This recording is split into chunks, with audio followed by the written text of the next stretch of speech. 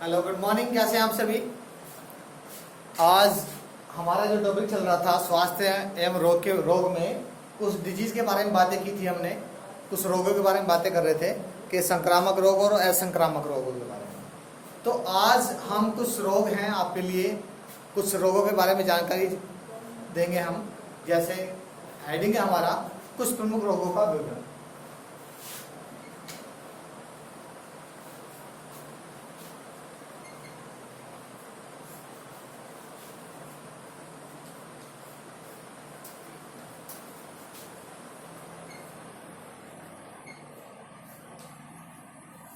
वो इम्पोर्टेंट रोग या डिजीज क्या हो सकते हैं, देखिएगा। पहला जो रोग है हमारा आज, जो जिस भी रोग के बारे में बातें करेंगे हम, उसके रोग के लक्षण, कारण, रोकथाम के उपाय, इन 3 टॉपिक के बारे में बातें करेंगे और कोशिश करेंगे आपको वो समझ में आए और आप उन्हें समझने के बाद में आप उनसे बचे रहें।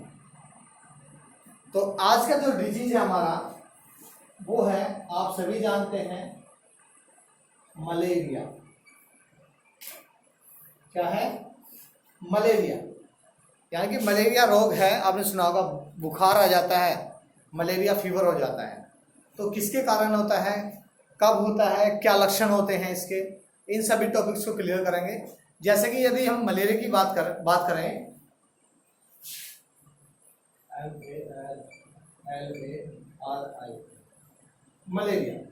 मलेरिया जो रोग है वो मच्छर के काटने से होता है। और मच्छर की बात करें तो मादा मच्छर के काटने से होता है, यानी कि मादा एनाफिलीज के काटने से होता है।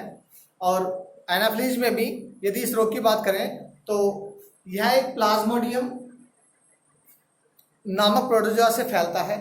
किसके किसके द्वारा? प्लाज्मोडियम नामक प्रोटोजोन्स होता है, उसके द्वारा यह रोग फैलता है।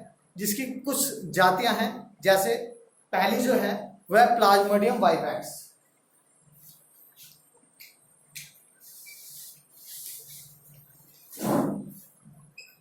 प्लाज्मोडियम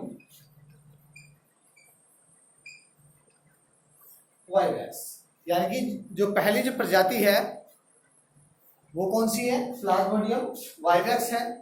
तो इसकी वाइवैक्स की बात करें तो ये प्रजाति जो होती है मोस्टली हमारे भारत में सर्वाधिक पाई जाती है। और भारत के साथ साथ जो हमारे ट्रॉपिकल या टेम्परेचर क्षेत्र होते हैं उनमें ये बहुत अधिक संख्या में इस रोग को फैलाती है। इस रोग की बात करें तो इस रोग में क्या होता है, जब ये कोई भी व्यक्ति इससे इन्फेक्टेड हो जाता है तो 48 घंटे में उस व्यक्ति को बुखार आ जाता है। ठीक है, जिससे क्या होता है, इससे होने वाले मलेरिया को बिंग टर्टेन मलेरिया भी कहते हैं। सेकंड है, जो सेकंड वाली है प्लाज्मोडियम ओवेल। Plasmodium oval. ठीक है, यदि प्लाज्मोडियम ओवेल की बातें करें हम तो प्लाज्मोडियम ओवेल यह प्रजाति पश्चिमी अफ्रीका तथा दक्षिणी अमेरिका में मिलती है। जो हमारी प्लाज्मोडियम ओवेल प्रजाति है वो कहाँ मिलती है? पश्चिमी अफ्रीका तथा दक्षिणी अमेरिका में मिलती है। इसमें भी रोगी को क्या होता है, 48 घंटे के बाद, यानी कि इन्फेक्टेड होने के बाद, मच्छर के काटने के बाद में 48 घंटे के बाद व्यक्ति को बुखार आता है। थर्ड जो है, तीसरी है प्लाज्मोडियम मलेरियाई।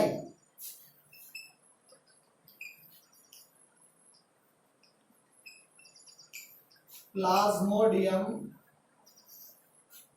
मलेरियाई। ठीक है, तीसरी है प्लाज्मोडियम मलेरियाई। इससे क्या होता है, क्वार्टर मलेरिया रोग होता है जो मैंने अभी बताया था, जिससे क्या होता है 72 घंटे में व्यक्ति को बुखार आ जाता है। ठीक है, यह सामान्य जाति नहीं है, यह ट्रॉपिकल तथा टेम्परेट क्षेत्रों में मिलती है। जो हमारे ट्रॉपिकल क्षेत्र होते हैं उनमें ये प्रजाति अधिक पाई जाती है। तो अगला है प्लाज्मोडियम फैल्सीफेरम। आपने देखा होगा कभी टेस्ट कराते हैं हम, जब हम मलेरिया का टेस्ट कराते हैं तो मलेरिया पैरासाइट और मलेरिया फैल्सीफेरम का टेस्ट होता है। तो फैल्सीफेरम जो होता है वो दिमागी बुखार होता है एक प्रकार से। कि दिमाग को चढ़ गया है, फाल्सिफेरम हो गया है, व्यक्ति पता नहीं क्या से क्या बोल रहा है, एक्टिविटी चेंज हो जाती है, दिमाग को बुखार चढ़ जाता है, इसको दिमागी बुखार भी बोलते, दिमागी बुखार भी आता है इससे। ठीक है, तो प्लाज्मोडियम फाल्सिफेरम जो होता है, इसको लिख देता हूं मैं, प्लाज्मोडियम फाल्सिफेरम। ये जो प्रजाति होती है, इस प्रजाति की बात कर रहे हैं यदि हम, तो यह प्रजाति जो होती है, इसके कारण सबसे गंभीर प्रकार का मलेरिया होता है, जिसे मैग्लिग्नेंट या पर्चिनियस या प्राइम मस्तिष्क मलेरिया, जैसे मैंने आपको बताया कि दिमागी बुखार या दिमागी मलेरिया भी कहते हैं। ठीक है, और इसके इन्फेक्ट होने के बाद भी क्या होता है, सभी का ज्यादा मोस्टली टाइम क्या होता है, 48 घंटे ही होता है। 48 घंटे बाद व्यक्ति को बुखार आना शुरू हो जाता है। अब मलेरिया के नेक्स्ट टॉपिक जो है हमारा, किसी को कोई चीज समझ में नहीं आती है, किसी को कोई प्रजाति के बारे में, तो आप पीछे रिवाइज करके देख सकते हैं। नेक्स्ट है मलेरिया के प्रकार की बात करें हम, यदि मलेरिया के प्रकार,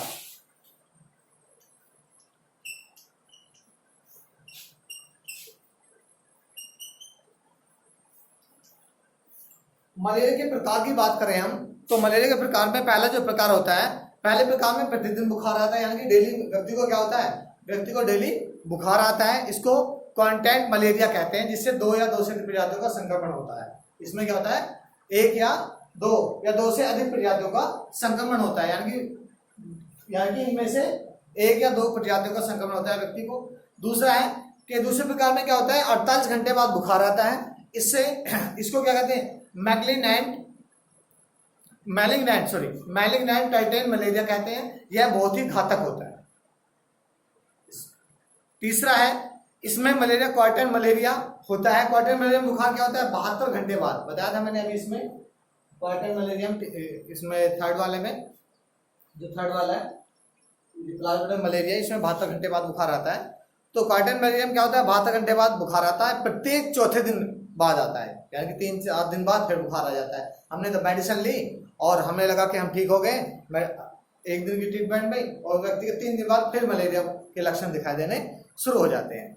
ठीक है, इस प्रकार का मलेरिया प्लाज्मोडियम मलेरिया द्वारा संक्रमण के कारण होता है। मैंने बताया ना कि तीसरे नंबर की बात करें तो आप 72 घंटे की बात कर रहे हैं, तो 72 घंटे बाद इसके रोग के लक्षण दोबारा से पुनः दिखाई देने लगते हैं। अब मलेरिया के संक्रमण की बात करें थी हम, कि मलेरिया का संक्रमण किससे होता है, जो ये फैलने का जो कारण है, हम क्या कर रहे हैं, हम संक्रामक रोगों की बात कर रहे हैं। तो मलेरिया का जो संक्रमण होता है किस प्रकार से होता है, मलेरिया का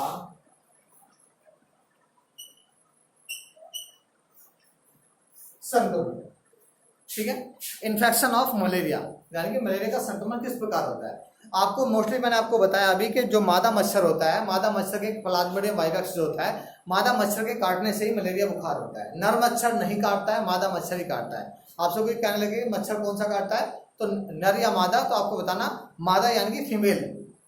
ठीक है, तो जब संक्रमित व्यक्ति मादा, यानी कि क्या होता है, जब संक्रमित मादा एनाफिलिज मानव को काटती है, यानी कि कोई संक्रमित मादा है जिसमें क्या, यानी कि जो क्या होता है, उसमें बताया था मैंने प्लाज्मोडियम वाइवेक्स, यानी कि कोई मादा संक्रमित है और संक्रमित होने के बाद क्या करती है, वो किसी यदि व्यक्ति को काटती है, तो उससे काटने से जो उसका संक्रमण होता है वो व्यक्ति के ब्लड में चला जाता है। जब ब्लड में चला जाता है, ब्लड में जाने के जो बीजाणु होते हैं, उसके स्पोरोजोइट्स होते हैं, सीधे ब्लड में चले जाते हैं, और ब्लड में जाने के बाद क्या होता है, सीधे यकृत में जाते हैं। यकृत में जाने के बाद क्या होता है, जो यकृत में आरबीसी होती है, आरबीसी पर वो क्या करती है, एक प्रकार से अटैक करती है, आक्रमण करती हैं। जब अटैक करती हैं, अटैक करने पे क्या होता है, जो आरबीसी होती है हमारी, आरबीसी लीवर में, वो फट जाती हैं। जब आरबीसी फट जाती है तो उससे क्या होता है, एक विषालु यानी कि टॉक्सिन निकलता है, जिसको हीमोजाइन बोलते हैं। क्या बोलते हैं, हीमोजाइन बोलते हैं। हीमोजाइन नामक एक यानी कि पदार्थ निकलता है, जिससे क्या होती है, बॉडी, आपने देखा होगा मलेरिया बुखार हो रहा है और बॉडी में टिटनेसी भी हो रही है, यानी कि सर्दी लग रही है, बॉडी वाइब्रेट हो रही है, तो वो हीमोजाइन नामक पदार्थ के कारण ही होता है कि जब आरबीसी फट जाती है और फटने के बाद एक टॉक्सिक पदार्थ निकालती है, जिसको हीमोजाइन बोलते हैं। हीमोजाइन से बॉडी में वाइब्रेशन होता है, यानी कि सर्दी सी लगती है, दांत बजने लगते हैं। ठीक है, तो इसके लिए क्या होता है कि व्यक्ति को मलेरिया हो गया, और जब कोई मादा मच्छर फिर दोबारा से उस व्यक्ति को काटता है, तो वो जो बीजाणु स्पोरोजोइट्स बने थे वो मादा की लार में स्टोरेज हो जाते हैं, इकट्ठा हो जाते हैं। जब इकट्ठा हो जाते हैं तो क्या होता है, जैसे ही वो किसी दूसरे व्यक्ति को काटती है तो वो उसकी लार से सीधे उसके ब्लड में ट्रांसफर हो जाते हैं। यानी कि मादा मच्छर जो है वो परपोषी का कार्य करता है। और परपोषी कौन सा है? द्वितीयक परपोषी का कार्य करता है। पहला परपोषी क्या हुआ? मनुष्य। पहले मनुष्य को काटा तो मनुष्य के ब्लड में उसकी यानी कि स्पोरोजोइट्स की संख्या बढ़ने के बाद फिर दोबारा से जैसे ही मनुष्य को मच्छर ने काटा तो मच्छर वहां से वो स्पोरोजोइट्स लेके चला गया अपनी लार में, और जैसे ही दूसरे व्यक्ति को काटता तो वहां पर उसको छोड़ देता है।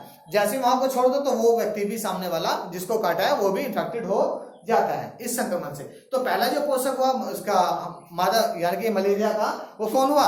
पहला पोषक हुआ मनुष्य, और दूसरा जो पोषक हुआ हमारा क्या हुआ? मादा एनाफिलिस यानी कि मादा मच्छर हुआ। ठीक है, अब बचाव की बात कर रहे थे हम कि मलेरिया से बचाव के क्या उपाय हैं। ये तो था संक्रमण। अब मलेरिया से बचाव, क्या क्या बचाव हो सकते हैं? सीधी सी बात है, आप भी जानते हैं। सबसे पहली चीज जो वेरी वेरी मोस्ट इंपोर्टेंट चीज है वो क्या है? हमारे आसपास जो पानी भरा हुआ आता है गड्ढों में, तालाबों में या सीवर में, उस पानी को रोकना नहीं चाहिए। कहीं पानी भरा हुआ नालों में तो उसको बहता हुआ होना चाहिए। पानी जहां पे पानी स्टोर हो गया, बरसात का पानी, सपोज करा आपके गमले घर पे कोई ऐसी चीजें रखी हुई है, कोई डिब्बे वगैरह, कोई बाल्टी वगैरह या कुछ ऐसी चीजें जिसमें पानी स्टोर हो सकता है, तो बरसात में पानी स्टोर हो जाता है। स्टोर होने के बाद उसमें क्या होता है? मादा मच्छर अपने एग्स वहां पे दे देता है, अंडे दे देता है, जहां से बहुत सारे मच्छर पैदा हो जाते हैं। तो उस चीज को हमें उल्टा करके रखना चाहिए जिससे पानी स्टोर ना हो। कोई अनावश्यक ऐसे गड्ढे जो जहां पे पानी काफी दिनों से भरा है उसको भर देना चाहिए। ठीक है, और घर की साफ सफाई सबसे मेन चीज है। घर की साफ सफाई यानी कि जो हमारे घर स्टोर रूम होता है उसकी भी कुछ सफाई ऐसी होती है आप डेली करते हैं, कुछ ऐसी होती है आप वीकली करते हैं, कुछ ऐसी होती है आप मंथली करते हैं। तो जब भी आप सफाई करें तो ऐसी सफाई हो जिससे हमारे घर के अंदर स्वच्छता बनी रहे और मच्छरों की एंट्री ना हो। अगला है जो मच्छर के जो जनन स्थान है, जैसे मैंने अभी पहले पॉइंट में बात की कि जो मच्छर होते हैं जो उनके पैलेस है, स्थान है, जैसे कहीं पानी स्टोर हो रहा है नालियों में, गड्ढों में, तालाबों में, तो पानी जहां स्टोर होगा वहां पे वो मच्छर अपनी जनन क्रिया करते हैं और वहीं पर अंडे देते हैं और नए बच्चे पैदा हो जाते हैं। तो उन स्थानों को हमें खत्म करना होगा, यानी कि उनको क्या करना होगा?